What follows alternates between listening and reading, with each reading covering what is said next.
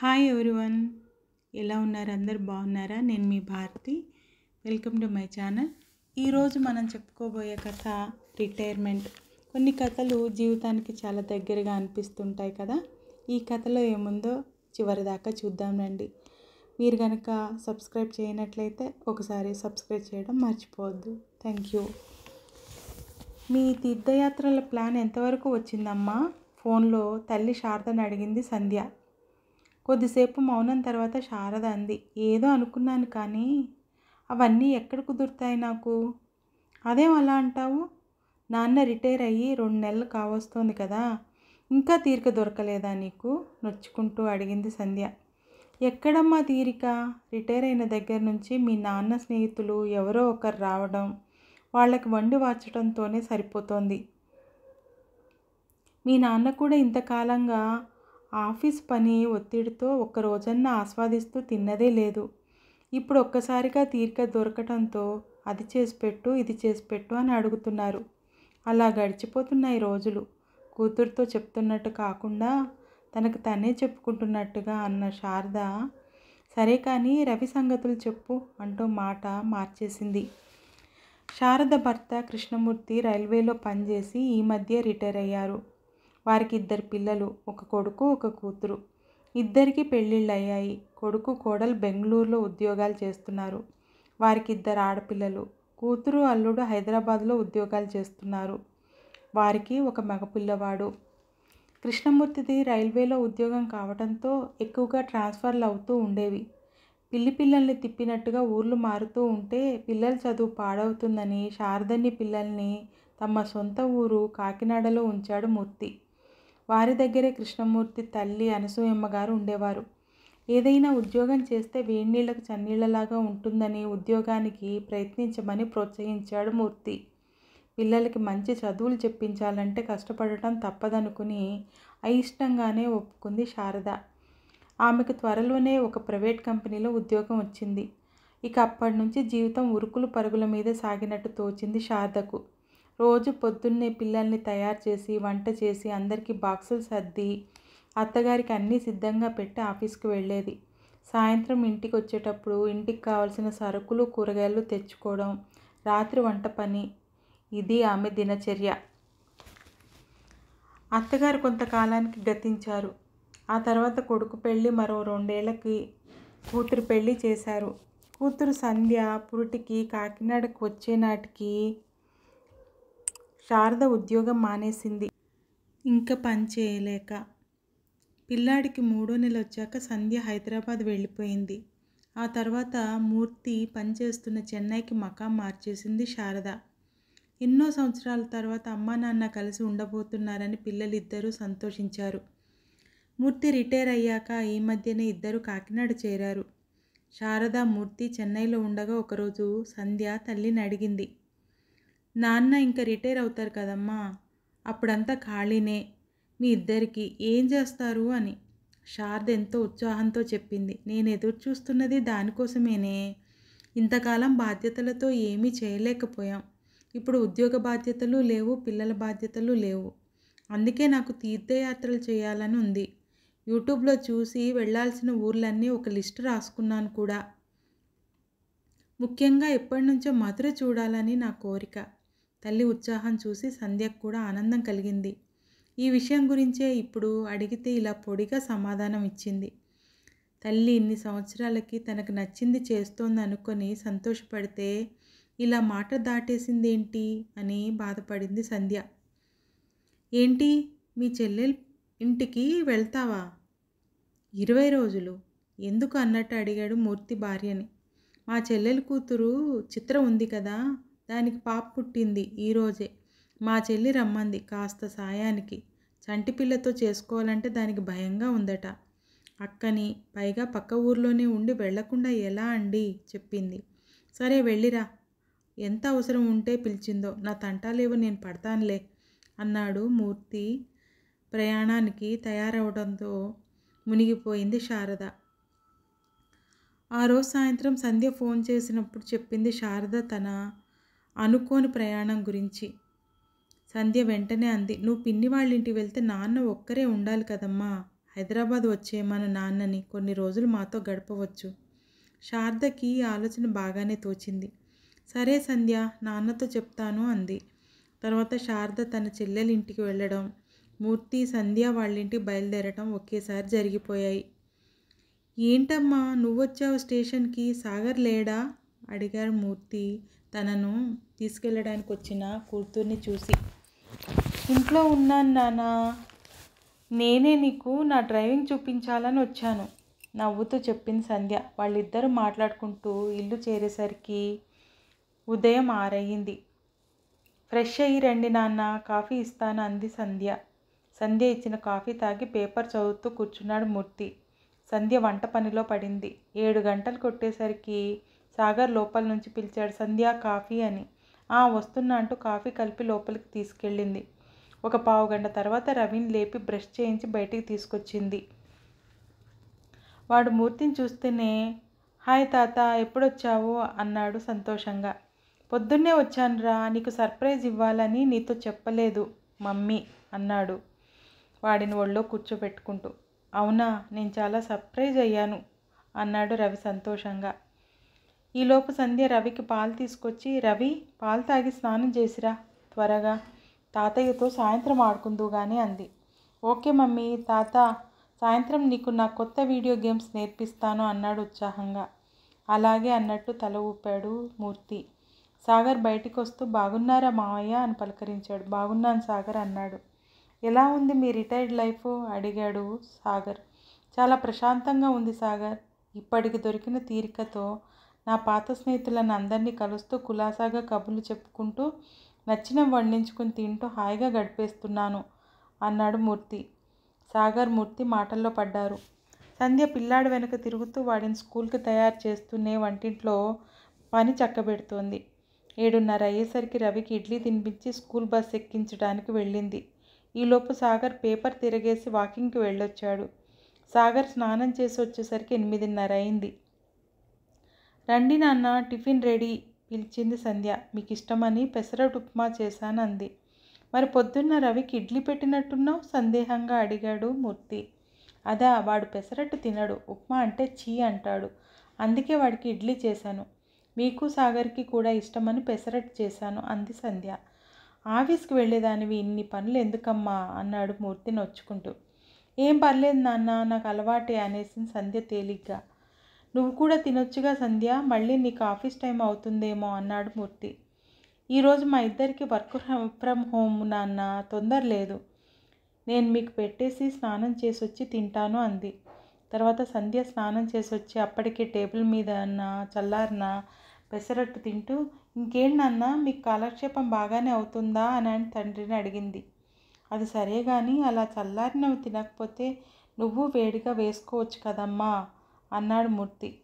సంధ్య నవ్వుతూ, ఇందాక మీకు వేసినప్పుడు పెనం వేడిగా ఉందని నాకు కూడా 2 వేసేసుకున్నాను నాన్న, మళ్ళీ విడిగా అంటే టైం వేస్ట్ కదా, అయినా ఇదేమైనా కొత్త, నాకు రోజు అలవాటే అంది చాలా తేలిగ్గా.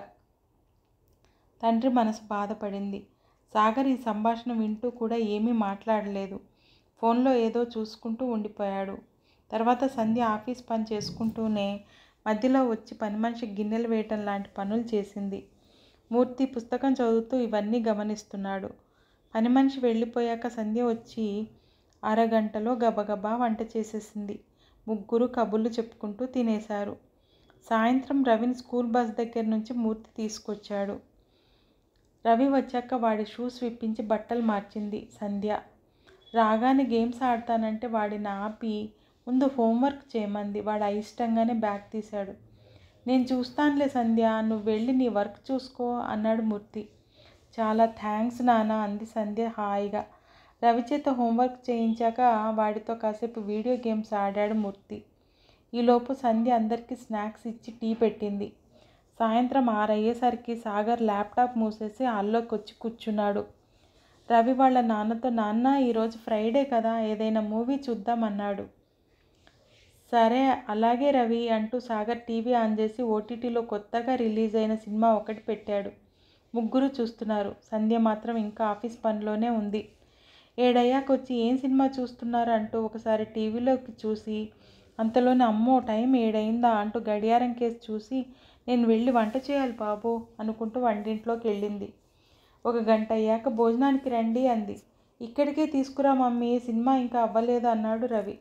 ఓకే అని అన్నీ టీవీ దగ్గర అమర్చింది. మూర్తి కూడా వెళ్ళి కూతురికి హెల్ప్ చేశాడు. రవి సినిమా పాజులో పెట్టి వెళ్ళి నీళ్లు తీసుకురా అని పురమాయించాడు. సరే తాత అని పరుగున వెళ్ళాడు రవి. అందరూ సినిమా చూస్తూ భోజనం ముగించారు. సంధ్య వంటింట్లో అన్నీ సర్దుకుని వచ్చేసరికి సినిమా అయిపోయింది. రవి ఇంక వెళ్ళి పడుకో, రేపు హాలిడే ఉన్నది నాకు నాన్నకి, కానీ నీకు కాదు అంది సంధ్య. సరే మమ్మీ, కానీ రేపు నైట్ మాత్రం నా ఇష్టం వచ్చినంతసేపు చూడనివ్వాలి అంటూ మూర్తికి గుడ్ నైట్ చెప్పి వెళ్ళాడు రవి. ఇంతలో తన ఫ్రెండ్ ఫోన్ చేస్తే మాట్లాడుతూ రూమ్లోకి వెళ్ళాడు సాగర్. ఏంటమ్మా సంధ్య, నీకు ఆఫీస్ వర్క్ ఎక్కువ ఉంటుందా? చాలాసేపు చేసినట్టున్నావు అడిగాడు మూర్తి. అదేం లేదు నాన్న, వంట చేయడానికి రవి ఇంటికి వచ్చాక చూసుకోవడానికి మధ్యలో బ్రేక్స్ తీసుకుంటాను కదా, అందువల్ల కొంచెం ఎక్స్ట్రా టైం అవుతుంది నాకు చెప్పింది. ఇంతలో సాగర్ వచ్చి, సంధ్య నా ఫ్రెండ్ కిషోర్ తెలుసు కదా, రేపు వాడు తన వైఫ్తో కలిసి హైదరాబాద్ వస్తున్నాడట. కలిసి చాలా రోజులైంది కదా అని మన ఇంటికి లంచ్కి రమ్మన్నాను. ఎలాగూ నీకు రేపు సెలవే కదా అని ఓకేనా అని అడిగాడు. అలాగా, సరేలే, ఎలాగూ రమ్మని చెప్పేశావు కదా, ఏదో ఒక వెరైటీ చేస్తానులే రేపు అంది ఒకంత నీరసంగా. థ్యాంక్స్ అని లోపలికి వెళ్ళిపోయాడు. చూసారా నాన్న, సెలవులు రాగానే ఏదో ఒక పని ఇలా వస్తుంది. సర్లే, ఆడవాళ్ళకు తప్పదు కదా, మీకు రిటైర్మెంట్ అయినా ఉంది కానీ మాకు అది ఉండదు అంటూ నిట్టూర్చింది సంధ్య. మూర్తి ఆలోచనలో పడ్డాడు. ఆ మరుసటి రోజు కిషోర్ అతని భార్య వచ్చారు. మర్యాదకు మూర్తి వాళ్ళందరి దగ్గర కూర్చున్నాడు, కానీ మనసంతా ఆలోచనలతో నిండిపోయింది. ఇదివరకు కూడా తాను కొన్నిసార్లు ఇక్కడికి వచ్చాడు, కానీ ఎప్పుడు తన కూతురు ఇంత కష్టపడుతున్నట్టు తనకు తోచలేదు. ఎప్పుడూ శారదతో కలిసి రావడం వల్ల తను అంతగా గమనించలేదా? అయినా తన కూతురు అల్లుడి కన్నా ఎందులో తీసిపోయింది? ఒక్క వయసులో తప్ప ఇంకెందులోనూ తక్కువ కాదు. వెతికి మరీ ఈ సంబంధం చేశాడు. మరెందుకు సంధ్య మాత్రమే అంత కష్టపడుతుంది? ఇదివరకు సాగర్ ఇలా ఉన్నట్టు తనకు గుర్తులేదే. అయినా అతన్ని తప్పు పట్టడానికి తనకేం అర్హత ఉంది? తను కూడా ఇంట్లో అలాగే ప్రవర్తిస్తాడు. పైగా తన భార్య ఇష్టాయిష్టాలకు ఎక్కువ విలువిస్తాడని మంచి పేరుంది బంధువర్గంలో. ఇక్కడ పరిస్థితులు చూశాక ఇప్పుడు అనిపిస్తోంది తాను శారదకి తగినంత సాయం చేయలేదేమో అని. అవును, తాను ఎప్పుడూ శారదకి ఇంటి పనిలో సాయం చేయలేదు. శారద ఎప్పుడూ అడగలేదు. మరి తనని ఇప్పుడు సంధ్య అయినా సాగర్ని ఒక్క మాట అనడం లేదు కదా. కానీ ఒక తండ్రిగా తన కూతురు కష్టం తన కళ్ళకు కనపడింది. కానీ తనతో ఇన్ని సంవత్సరాలు కష్టంలోనూ సుఖంలోనూ సహచర్యం చేసిన శారద కష్టం తనకెప్పుడూ కనపడలేదు. ఇంత చిన్న విషయం ఇంతవరకు తన గ్రహింపుకు రానందుకు చాలా సిగ్గుపడ్డాడు. అక్కడ ఉన్నన్ని రోజులు సంధ్యకు తనకు చేతనైన సాయం చేస్తూ వచ్చాడు. ఒకరోజు సంధ్య అడిగింది, నాన్న ఇంకా మీరు ఆఫీస్కు లేదు కదా, ఏవైనా గుళ్ళు గోపురాలు చూసి రావచ్చు కదా, అమ్మకి ఎప్పటి నుంచో కోరికగా ఉంది అంది. అవునా, అమ్మ వెళ్ళాలి అనుకుందా అడిగాడు మూర్తి. అనుకోవడం ఏంటి నాన్న, మీరు రిటైర్ అయ్యాక ఎక్కడికి వెళ్ళాలో ఒక పెద్ద లిస్టు రాసి పెట్టుకుంది కూడా. అందులో మొదటిది మధుర చెప్పింది నవ్వుతూ. ఇంత కథ ఉందా? నాతో మాట మాత్రం చెప్పలేదు అన్నాడు నిష్ఠూరంగా. ఈ మధ్యే కదా నాన్న మీకు తీరిక దొరికింది, అందుకని మీ స్నేహితులను కలుస్తూ ఎంజాయ్ చేస్తున్నారని ఊరుకుంది అమ్మ. అయినా అమ్మ ఎప్పుడూ చెప్పదు కదా తన మనసులోని కోరికలు అంది సంధ్య. పోన్లే, నాతో చెప్పి మంచి పని చేశావు. వచ్చే నెలలో మా ఇద్దరికి మధుర వెళ్ళడానికి టికెట్స్ బుక్ చేస్తాను. అమ్మతో అప్పుడే అనకు, సర్ప్రైజ్ అన్నాడు మూర్తి. చిన్నపిల్లాడిలా చెప్తున్న తండ్రికి వేసి అలాగే అన్నట్టు తలూపింది సంధ్య. శారద ఇంటికి వచ్చే రోజు తనకంటే ముందే మూర్తి ట్రైన్ దిగాడు. శారద వచ్చే సమయానికి తనకి వేడిగా కాఫీ చేసి ఇవ్వాలని అనుకుంటూ దారిలోనే పాల ప్యాకెట్ కొని ఇంటికెళ్ళగానే ముందు డికాషన్ వేసి అప్పుడు స్నానానికి వెళ్ళాడు. శారద లోపలికి వస్తూనే, ఎన్నింటికి వచ్చారండి అంటూ వచ్చింది. నేను 6ంటికే వచ్చానులే, నువ్వు వెళ్ళి కాళ్ళు చేతులు కడుక్కునిరా, మంచి కాఫీ ఇస్తాను అన్నాడు. శారద ఆశ్చర్యంగా, అబ్బో మీరు పెట్టారా అంది. ఏం నాకు రాదనుకున్నావా? ఇదివరకు అంతా నేను చేసుకోలేదా ఏంటి అన్నాడు కినుకగా. రాదని కాదు అని అర్ధోక్తిగా ఆపేసింది శారద. కాఫీ తాగుతూ విశేషాలు మాట్లాడుకున్నారు ఇద్దరు. నీకో సర్ప్రైజ్ అన్నాడు మూర్తి. ఏంటండి ఈరోజు అన్నీ కొత్తగా అంటూ నవ్వేసింది శారద. జీవితంలో కొత్త పాఠాలు నేర్చుకున్నప్పుడల్లా మనం కొత్తగా మారుతూనే ఉంటాం.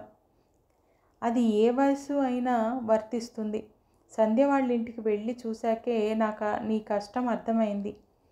ఇంతకాలం కేవలం నా కళ్ళతోనే చూశాను, కానీ ఇప్పుడు మనసుతో చూస్తే అర్థమైంది ఇంటి పనులు ఆఫీస్ పనులతో నువ్వెంత కష్టపడ్డావన్న విషయం అన్నాడు. ఏంటో చాలా కొత్తగా మాట్లాడుతున్నారు. నేను కష్టపడ్డాను నిజమే, కానీ అదంతా మన కుటుంబం కోసమే కదా. మీరు మాత్రం కుటుంబానికి దూరంగా ఉండి కష్టపడలేదా అంది శారద. అవును శారద, అందుకే నాకు రిటైర్మెంట్ ఉంది, కానీ నీకు అది కూడా లేదు. అందుకే ఇక నుంచి మన ఇద్దరం పనులు పంచుకుంటూ మనం గతంలో టైం లేక చేయలేకపోయిన పనులన్నీ చేద్దాం, సరేనా అన్నాడు మూర్తి. బాగానే ఉంది, అంతకంటే ఇంకేం కావాలి? ఇంతకీ ఆ సర్ప్రైజ్ ఏంటో చెప్పండి అంది శారద కుతూహలంగా. మనం మధుర వెళ్ళడానికి టికెట్స్ తీసుకున్నాను అన్నాడు మూర్తి మెరిసే కళ్ళతో. అవునా, సంధ్య చెప్పిందన్నమాట మీకు అంది శారద ఆనందంగా. అవును, నీ లిస్ట్ ఇప్పటికైనా నాకు చూపిస్తే నేను కూడా మంచి భర్త అవ్వడానికి ప్రయత్నిస్తాను మరి అన్నాడు మూర్తి ఆట పట్టిస్తూ. ఊరుకోండి, ఇప్పుడు మీరు మంచి భర్త కాదని ఎవరన్నారు అంటూ నవ్వేసింది శారద. మొత్తానికి నన్ను విలన్ని చేసి మీ నాన్నగారికి సినిమా చూపించావుగా అన్నాడు సాగర్ చపాతీలు ఒత్తుతూ. సినిమా కాదు, మా అమ్మ మనసు ఆయనకు అర్థమయ్యేలా చూపించాలా అనుకున్నాను, అంతే. మా నాన్న చాలా మంచివారు, కానీ భార్య చెప్పకుండానే తన మనసులో మాట తెలుసుకునే తెలివితేటలు లేవు. మా అమ్మ ఏమో బయటికి చెప్పదు, అందుకే ఈ చిన్న నాటకం అంది చిన్నగా నవ్వుతూ. అయితే మాత్రం ఇప్పుడు వాళ్ళిద్దరూ నిన్ను తిట్టుకుంటూ ఉంటారు నిన్ను కష్టపడుతున్నందుకు అన్నాడు బాధ నటిస్తూ. అయితే ఈసారి మా అమ్మ నాన్న వచ్చినప్పుడు వంట మొత్తం నువ్వే చెయ్యి, నేనేమీ అడ్డు చెప్పను అంది సంధ్య కళ్ళెగరేస్తూ. ఆ వంట తిన్నారంటే ఎప్పటికీ క్షమించరు నన్ను అన్నాడు సాగర్. ఇద్దరూ నవ్వుకున్నారు పెద్దగా. అదండి స్టోరీ. రిటైర్మెంట్ తర్వాత భార్య కష్టం తెలిసి వచ్చేలా చేసింది కూతురు. మీకు నచ్చింది అనుకుంటాను. Thank you.